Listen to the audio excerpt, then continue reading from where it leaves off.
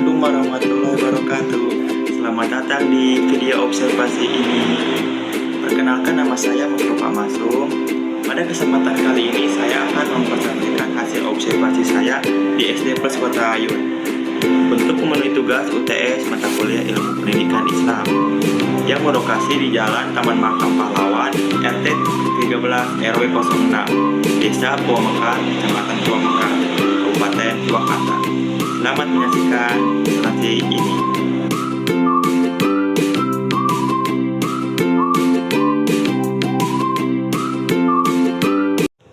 Jadi kali ini saya akan mempresentasikan apa yang telah saya observasi di SD Plus Kota Ayun.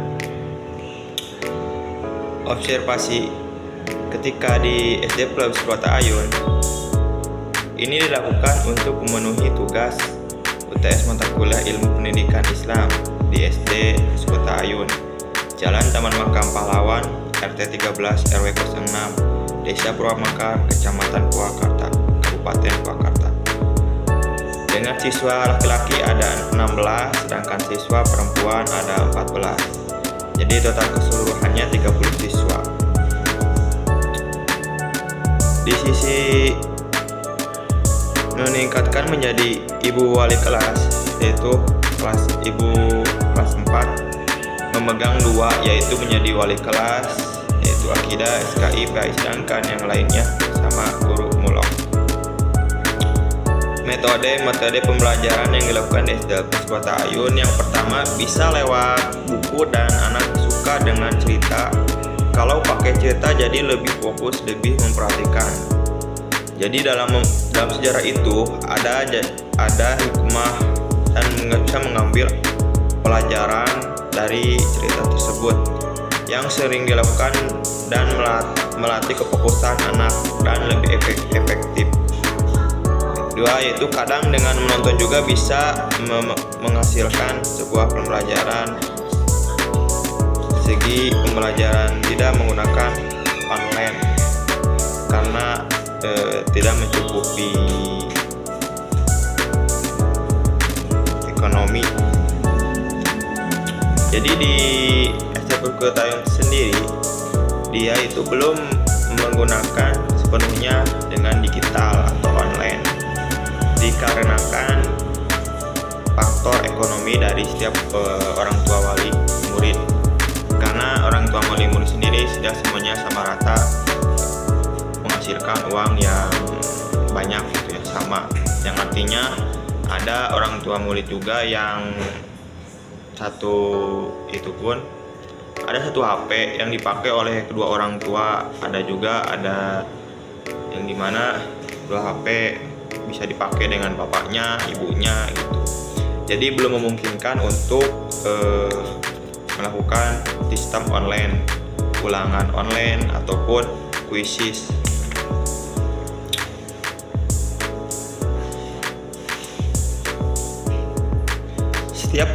Setiap mata pembelajaran terpisah seperti SKI, akidah. Ini masuknya ke dalam lokal mulok, sedangkan PAI ini tidak atau umum di SD swasta Islam. Jadi lebih lengkap tentang agama, bukan hanya satu pembelajaran PAI saja, tapi SKI, akidah itu ada.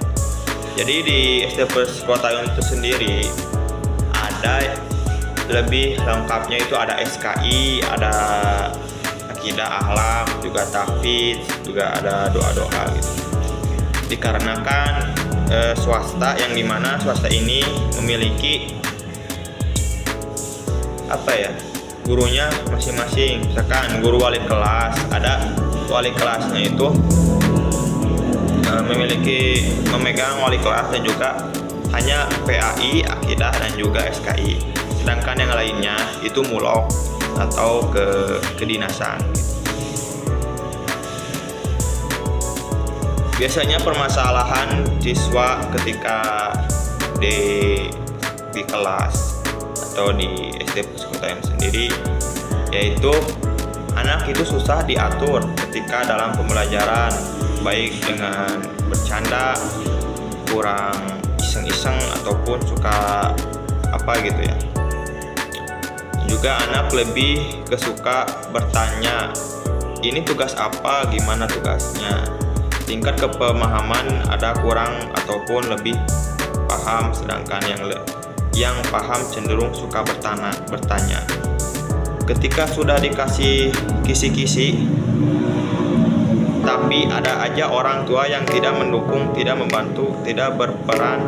Jadi efeknya ke ulangannya dikarenakan tidak belajar. Jadi ke anaknya itu berpengaruh ya. Ketika orang tua tidak mendukung anaknya, tidak berperan aktif gitu. Jadi ke anak tersebut bisa mengakibatkan kurang ya dalam pembelajaran. Padahal di guru sendiri sudah memberikan kisi-kisi ataupun soal. Jadi udah di dalam rumah gitu. Mungkin dari penyebabnya itu bisa karena kurangnya informasi, karena telat informasi mungkin saja. Terus juga ada kadang anak lebih suka mendengar dari gurunya daripada orang tua sendiri di rumah pusat. Jadi kadang ada juga ya yang siswa itu lebih suka mendengarkan gurunya, sedangkan orang tuanya sendiri tidak dengarkan sama sekali begitu. Jadi mungkin bisa dikatakan lebih nurut ya ke gurunya, baik dalam pembelajaran ketika diberikan pembelajaran di sekolahnya, gurunya menaati gurunya dan gampang diatur oleh gurunya. Sedangkan ketika belajar di rumah itu sangat sulit sekali gitu. Solusi dari permasalahan yang di atas bisa kita berikan ya kepada anak yaitu dengan sebuah reward dan juga punishment. Kita puji dia, kita berikan apresiasi agar dia memiliki dengan baik. Kalau sudah lebih baik pasti akan nurut. Jadi berikanlah kepada anak tersebut, berikan sebuah pujian, apresiasi dan juga punishment ya, agar si anak tersebut bisa. Jadi solusinya dengan kita dekatin dan perhatikan sebaik apapun dia, kelebihan apapun dia, berikan apresiasi. Kita puji jadi seakan dia telah berbunga-bunga. Jadi senang dan dengan pujian setelah itu menjadi dekat kepada kita dan melakukan kita atau dengan curhat. Soal solusinya begitu. Dengan kita memperhatikan dan juga kita teliti ya si anak tersebut, baik dari kesukaan, terus kita dekati dia sedang down gitu ya. Si anak tersebut akan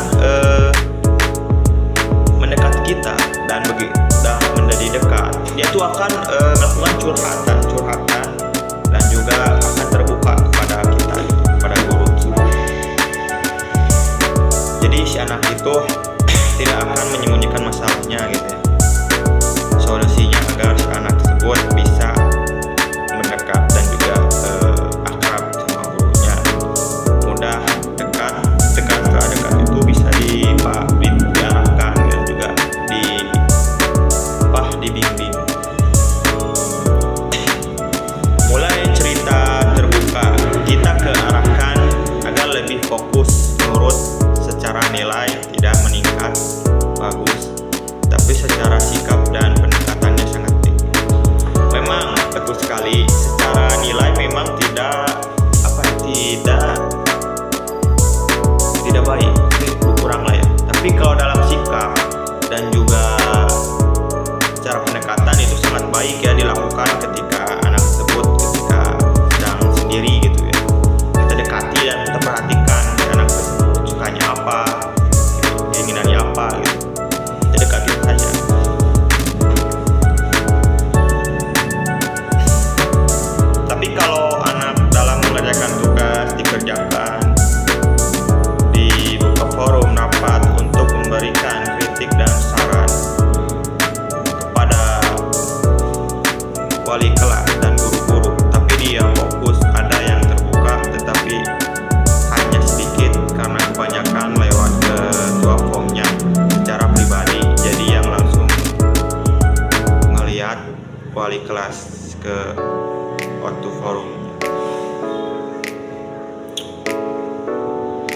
dari pihak sekolah sudah memberikan surat untuk segera membayar tagihan, sudah kasih peringatan pengumuman setiap 3 bulan. Kalau terlambat sampai 3 bulan belum dikasih surat tapi ada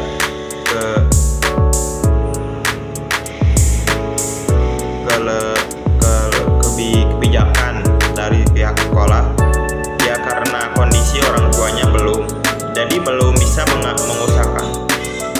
Jadi ada aja yang siap semester atau bertahun-tahun, ada juga yang kebijakan sekolah tetap bisa diikut sekolah dan belajar, tidak sampai mengeluarkan anak, tidak sampai membeda-bedakan anak, karena tujuan ke anak itu mendidik, tidak hanya fokus ke administrasi. Dikhawatirkannya nanti niatnya menjadi gimana. Jadi di dalam sebuah forum kritik saran, jadi orang tua itu bisa memberikan sarannya kepada wali kelas, bisa melalui guru-gurunya langsung, dan juga ya bisa melalui ketua POM. Jadi ketua POM ini langsung pada gurunya atau wali kelasnya, jadi diwakilkan ketika ada kritik, ada saran ya. Tapi kalau misalkan hanya rapat-rapat saja, mungkin itu ketika untuk program misalkan tentang program unggulan, tentang kedepannya bagaimana, itu paling kalau misalkan rapat ketika bersama orang tua ya, secara langsung gitu. Tapi hanya sedikit sekali gitu yang rapat ketika tidak ada ketua POM-nya gitu. Tapi hanya diwakilkan, banyaknya itu diwakilkan pada ketua POM-nya. Jadi ketua POM-nya langsung saja kepada wali kelasnya gitu. Jadi via online juga. Biasanya kalau ini lewat WA.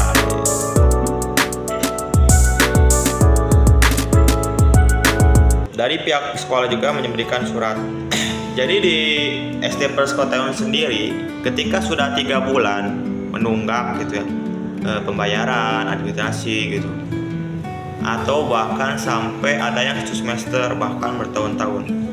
Tapi dari pihak sekolah sendiri memberikan kebijakan yang begitu baik ya, begitu bijak, yang dimana dari pihak sekolah itu tidak sampai mengeluarkan anak, tidak sampai memberhentikan anak gitu.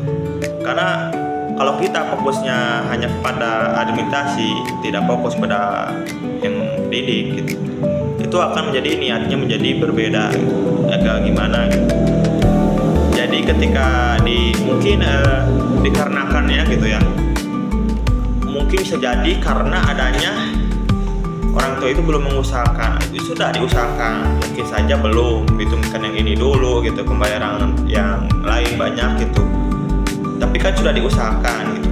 Tapi dari pihak sekolah itu sampai pasti sudah memberikan surat peringatan, surat pengumuman gitu ya pada guru, pada wali, pada orang tua wali murid yang belum membayar sampai 3 bulan.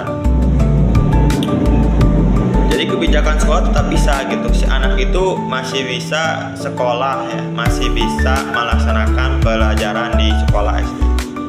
Karena ya kalau misalkan dengan administrasi saja gitu, pihak sekolah pun tidak memfokuskan pada administrasi. Jadi kepada anak tersebut agar selalu fokus kepada belajar, mendidik, dan juga tidak membeda-bedakan ya.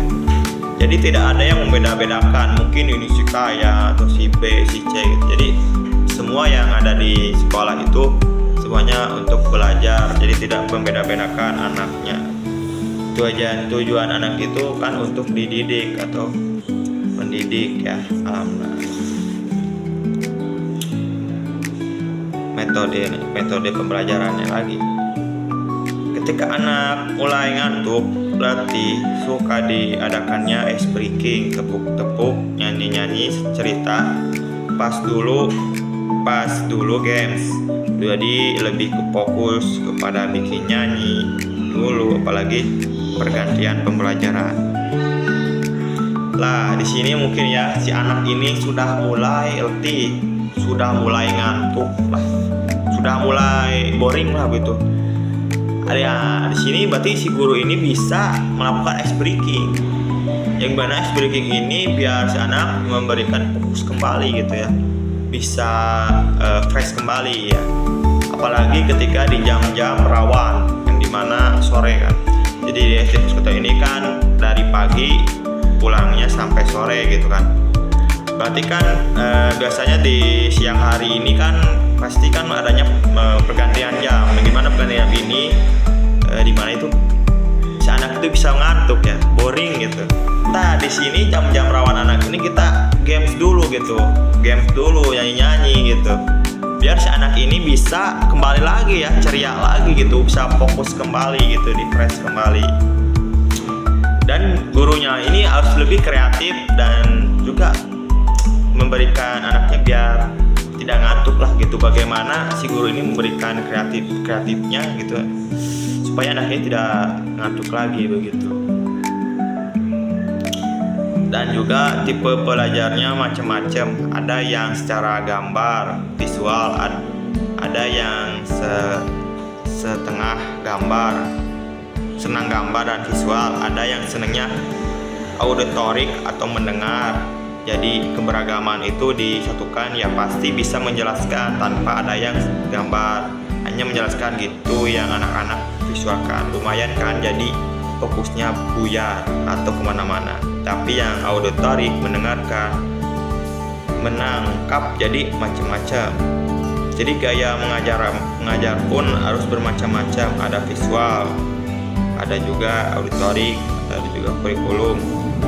Kurikulum Merdeka masih ke dalam buku, jadi belum bisa menganalisis. Jadi perlu adanya bantuan gurunya, belum secara totalitas, secara mandiri sampai tingkat kelas 4. Jadi tipe dalam belajar ini ya, si anak ini ada yang suka kepada visual dan gambar, dan juga ada yang suka mendengarkan. Jadi kan bermacam-macam gitu ya, beraneka ragam, beraneka macam. Jadi caranya pun harus bermacam-macam. Ada yang suka pada kisah, ada yang suka mendengarkan, auditorik gitu. Jadi ya guru pun harus bisa harus bisa menyesuaikan, harus berbeda-beda ya, agar si anak ini paham. Dan jadi gurunya ya harus gurunya ini benar-benar maksimal gitu ya, dengan cara yang metode yang begitu luar biasa. Dan kurikulum di SD Puskota Ayun sendiri memakai kurikulum Merdeka, yang dimana kurikulum Merdeka ini masih ke dalam buku. Jadi kalau misalkan di SD Puskota Ayun sendiri ke dalam kurikulum Merdeka belum bisa ya, anak di bawah umur anak kelas 4 ke bawah itu belum bisa menganalisis, belum bisa secara totalitas seluruhnya sendiri. Jadi perlunya ada guru juga yang membimbing anak tersebut gitu, mengarahkan, memberikan materinya, karena dari tingkat secara mandiri belum sampai tingkat kelas 4 mungkin saja beda lagi gitu ya. Kalau misalkan dari kelas 5 kelas 6 gitu mungkin lebih dewasa ya, bisa jadi, atau mungkin ada yang kurang juga. Jadi mungkin segitu dulu ya, mungkin kurang lebihnya mohon maaf. Inilah presentasi dari saya, Mustafa Masum, dengan NIM 01012301-038. Terima kasih telah menyaksikan presentasi kami. Mohon maaf atas kesalahannya dan kata-katanya yang kurang baik dan kurang benar.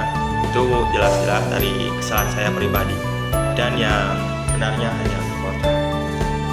Kami tutup ya. Akhirul kalam. Wassalamualaikum warahmatullahi wabarakatuh. Terima kasih.